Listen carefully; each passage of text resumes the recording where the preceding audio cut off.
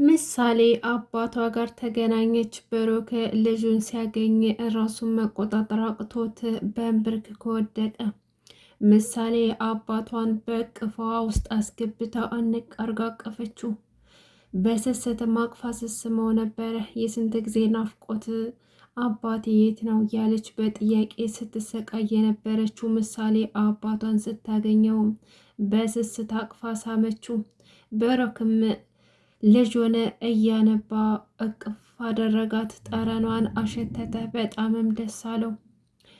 ቅድስት ብሩክን ስታየው በጣም ደስ አላት። ነገር ግን ሁኔታውን እንደዛ ተቦሳቅሎ ስታየው በጣም አዘነች፣ አለቀሰች። መድብል የእውነትም ወንድም ነው፣ የእውነትም አጎት ነው። ወንድሙን ከዚያ ካለበት ሰቆቃ ሊያወጣው ችሏል ማለት ነው። ሞገስ አሁንም ህይወቱ አደጋ ላይ ነው። ዝና ማህሌትን ሆስፒታል ድረስ ሂዳ ባለበት አፍና እንድትገለው ትዕዛዝ ሰጣት። እናም ማህሌት አመቻችታ ሞገስ የተኛበት አልጋ ክፍል ውስጥ ገብታ ልታፍነው ገብታለች። ከዛስ በኋላ ምን የሚፈጠር ይመስላል የሚለውን አብረን የምናይ ይሆናል። ሰላም ሰላም! ውድና የተከበራችሁ የቻናል ቤተሰቦች እንኳን በሰላም መጣችሁ። ሰላማችሁ ብዝት ይበልልኝ እያልኩኝ እንግዲህ ምሳሌ ድራማ እንደቀጠለ ይገኛል። በባለፈው ክፍል ብሩክ ካለበት ወደ ሆስፒታል ገብቶ ከሆስፒታል ደግሞ ወደ ቤቱ ተመልሶ ምሳሌ አባቷን ስታየው ራሷን መቆጣጠር አቅቷት ያንዘፈዘፋት፣ ሰውነቷ በፍርሃት እየተንቀጠቀጠች ነበር ያለቀው። ዛሬ እንግዲህ አባቷ እንደዛ ቦስቅልቅል ብሎ ተጎድቶ ጉዳት ደርሶበት እንዲሁም ደግሞ ሰውነቱ ላይ የአደጋ ምልክት ደርሶበት ስታየው በጣም ደንግጣ ነበረ። ሙሉ ቤተሰቡ ደንግጧል። ብሩኬ እንደዛ በመሆኑ አዝኗል ማለት ይቻላል። ምሳሌ እንግዲህ የአባቷን መምጣት ማመን አቅቷት በስስት እቅፍ አድርገው ጠረኑን እያሸተተች በጣም ስታለቅስ ነበረ። ብሩክም እንደዛው ልጁን ማግኘቱን ማመን አቅቶት በናፍቆት እንዲሁም ደግሞ በስስት ሲላቀሱ አይተናል።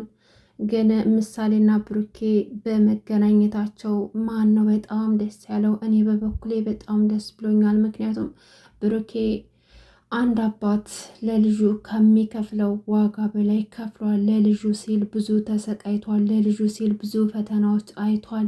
ከመጥፎ ሰዎች ጋር ተጋፍጧል። ያ ሁሉ ነገር ፈተና አልፎ ልጁንም አሳከመ። ልጁን አሁን ላለችበት ጤና ከፈጣሪ በታች ያደረሳት እሱ ነው። አሁን ደግሞ ካለበት አደጋ በወንድሙ ምክንያት ወጥቷል። ነገር ግን በጣም እጅግ በጣም ብዙ ዋጋ ለልጁ ከፍሏል።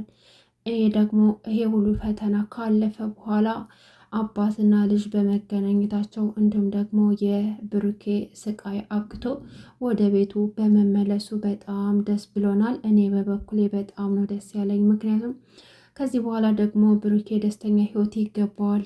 አንድ ጀግና አባት ጥሩ ህይወት ይገባዋል። ደስተኛ የሚሆነው ደግሞ ከቅድስቴ ጋር ጥሩ ባልና ሚስቶቹ ነው። ህይወታቸውን አስቀጥለው ደስተኛ ህይወት መኖር አለባቸው። እንግዲህ ያች ደግሞ ማህሌት ብሩክ ወደ ቤቱ መመለሱና በህይወት እንዳለ ስትሰማ ደግሞ ወደ እሱ ህይወት መመለስ ፈልጋለች። ምናልባችም ብሩኬ ይቅርታ ካደረገላት ወደ ብሩኬ ህይወት መመለስ ትፈልጋለች። በዚህ በኩል ደግሞ ዝናን ትፈልጋለች። በቃ ራስ ወዳድ ከዛ ከዚህ እንዳለች አሁን ደግሞ ጭራሽ የሞገስንም ህይወት ልታበላሽ ቆርጣ ተነስታለች ማለት ነው። እንግዲህ እንደምናውቀው ኤፍራታ ናት ለሞገስ ደም የሰጠችው። ሞገስ አሁን በጥሩ ጤና ደረጃ ላይ ይገኛል። ያው ለተወሰነ ጊዜ እስከሚያገግም ድረስ እዛው አልጋ ተይዞለት ሆስፒታል ይገኛል ማለት ነው። ነገር ግን ማህሌት እያለች ምን ሰላም አለ? ዝና እያለ ምን ሰላም አለ?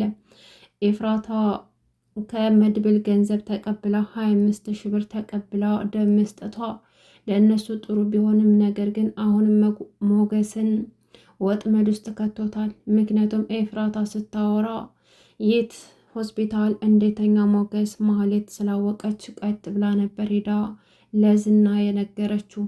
ዝናም ደግሞ ይሄ በጣም እንደሚያስደስተውና ሞገስ ካለበት ቦታ በህይወት እንደማይወጣ አስረግጦ ነገራት። ለዛም ደግሞ ይሄን ስራ የምትወጪው ከሆነ ከፍተኛ ገንዘብ ታገኛለሽ፣ የፈለግሽውን ነገር አደርግልሻለሁ።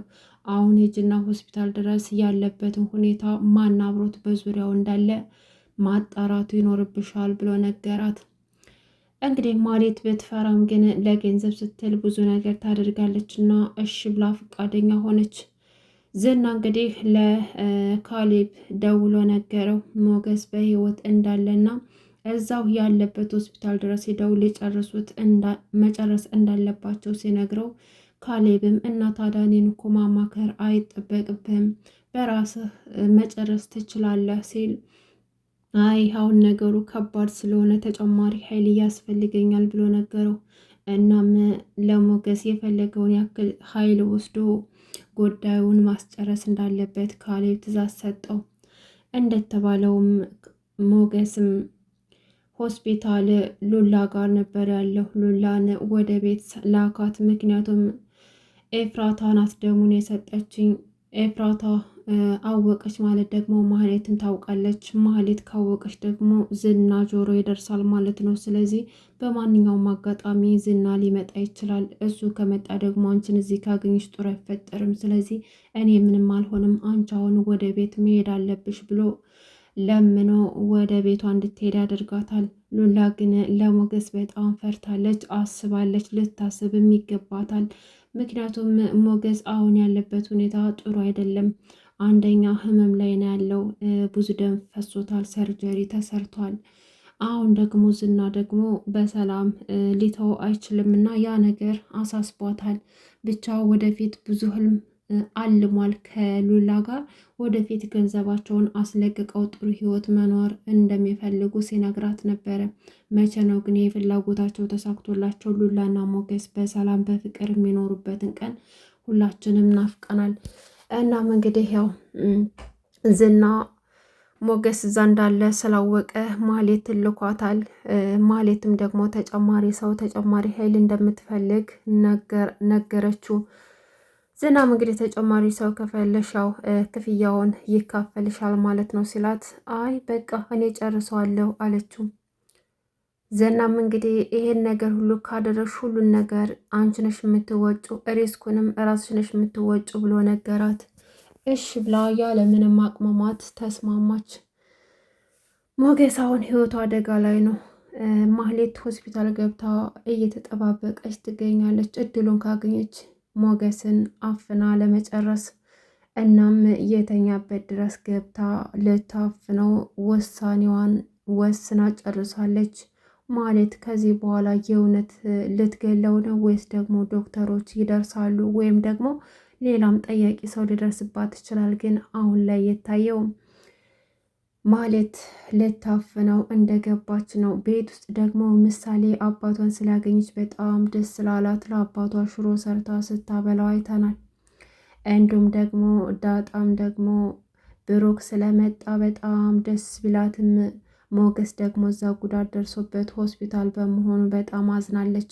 እናም ብሩክን ቁጭ አድርጋ የተፈጠረውን ነገር ሁሉ እስከ ዛሬ ድረስ የሆነውን ነገር ሁሉ ከምሳሌ ጋር በተራ በተራ አንድ ባንዱን እየነገሩ ትንፋሹን ሊቆርጡት ደረሱ።